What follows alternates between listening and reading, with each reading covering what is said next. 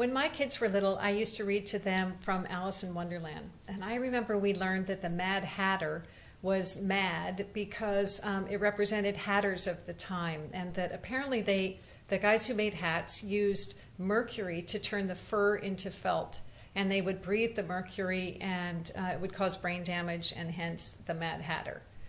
And that was in the 70s and 80s that I had my young kids. And I, at the same time, was learning that we were supposed to avoid using aluminum pots and pans because there was apparently a connection to autism.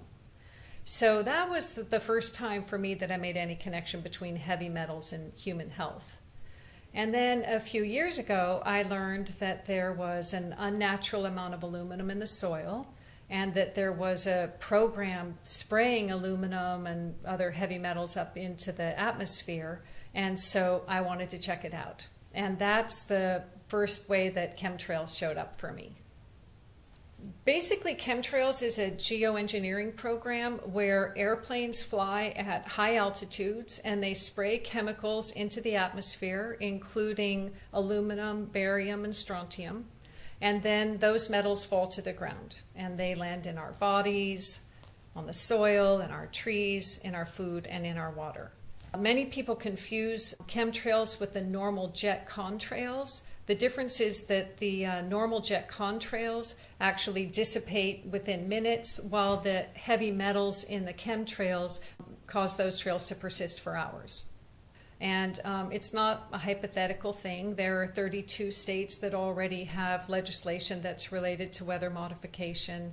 The U.S. agencies that are documented to be involved in it include the U.S. Air Force, the National Oceanic and Atmospheric Administration, the U.S. Department of the Interior, the National Science Foundation, and I know China boasted about using cloud seeding and weather changing before the 2008 Olympics in order to keep the opening ceremony dry.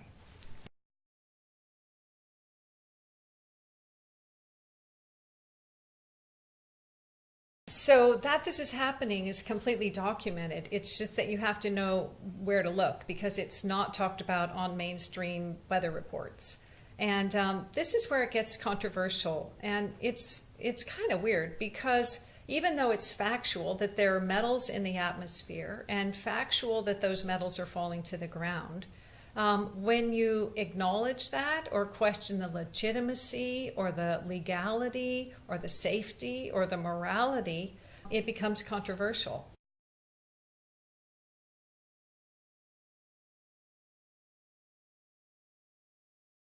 And really, that's sad because if you're questioning something that has such major impact on us and on future generations and on our planet, it seems to me that it should be one of the most natural and encouraged parts of life and education.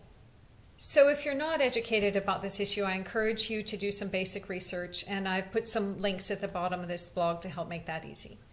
I personally don't know anybody who is informed who isn't concerned, although the range of concerns is vast.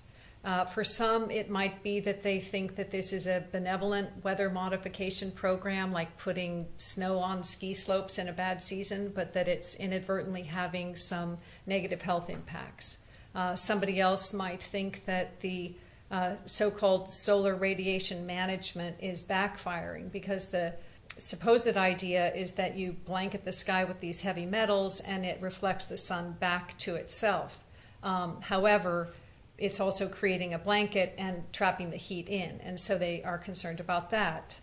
Somebody else might think that it's a corporate agenda to get an upper hand on commodities trading by being able to control and therefore predict the weather. And when you realize that 80% of the global economy is impacted by weather, that would certainly give someone an upper hand. Somebody else might just think it's a very sinister plan to sicken people and further control our food supply. The point is that there are any number of concerns no matter what belief system motivates you. And that's significant because I think it both validates the range of dangers and at the same time it informs what we can do about it. Because even for those of us who are convinced that we have a problem, our motivations and concerns vary, and that means that our strategies for engagement also have to vary.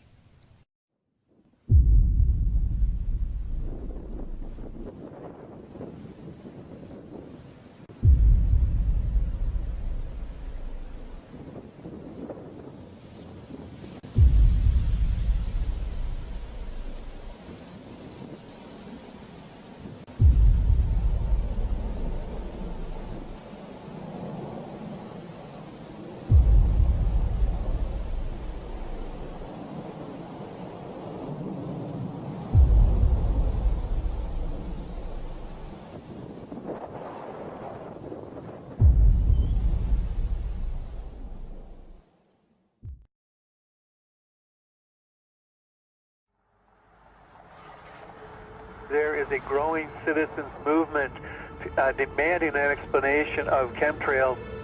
And I talked to my NSA buddies at Fort Carson, Peterson Air Force Base, and Buckley, where I was actually their doctor taking care of the pilots flying and spraying the chemtrails. So I know it's real. If anybody says it's not real, they're full of it. It's not the same as conducting some localized test for some defensive project. This is open air operations. It's not a test. This thing is in place.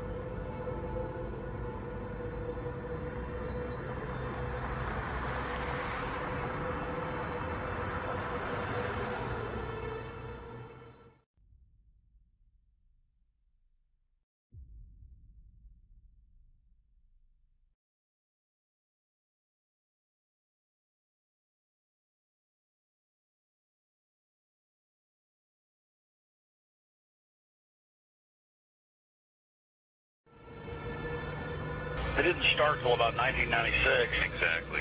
And, growing up my whole life, a condensation trail disappeared, the 20 seconds, a minute, 2 minutes. And now it can be in the summer at like 4,000 feet, and there's these big clouds behind jets. Some jets leave it behind, leave a trail behind them. Other jets at the same flight level, same altitude, don't. And instead of just getting into are they spraying us or what's changed in the jet fuel or what's changed in the atmosphere, there are tens of thousands of declassified admissions under different programs where different Pentagon programs, different agencies of the government have tested chemical, biological, and radiological agents on the American people. Talking about this a few years ago was extremely dangerous. Now that we have YouTube and more social networking devices, such as even Rupert's MySpace, this is really getting out in such a way that they can't control it. They must just be really, if you can use the expression, shitting themselves over this, because they can't control people now talking about the elephant in the room, what is so obvious to all of us.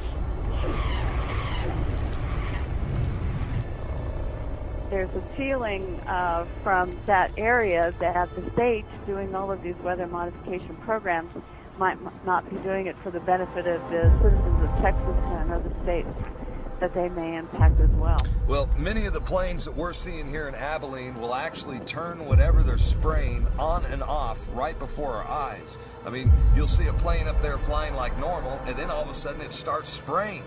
We've seen them fly off into the distance and then loop around and fly back again. These are not your typical planes with a preordained path destination from city to city. Someone needs to explain to me why do they stop traveling in one particular direction and then loop around and come back again. They perform this behavior so many times that we start seeing the tic-tac-toe grids in the sky. We're witnessing the giant X's. And I mean, Rosalind, when you and I grew up, these contrails naturally dissipated in a few seconds or perhaps a minute max. But these things expand, they grow bigger, and before you know it, the entire sky is overcast. That's correct. And they are there all day. They do loop the loop around our county and our state. We follow them at times with spotters in different areas, watching the planes loop, come back around. And we know from the FAA records that the jets from commercial airlines fly in straight lines. And coming across our county, there aren't many. and they stay mostly in certain patterns. The jets that we see leaving the persistent jet contrails move in directions that normal jets wouldn't fly because it would use too much fuel and put them off schedule. And the jets that we see here do loops. We've got pictures of them looping the same X's and crosshatches. But I believe that some of that, not only are they looking for keeping something in the air almost all the time, but we feel that some of the markings are to mark the start and stop areas for their programs so that they can watch their experiments either from satellite or the ground.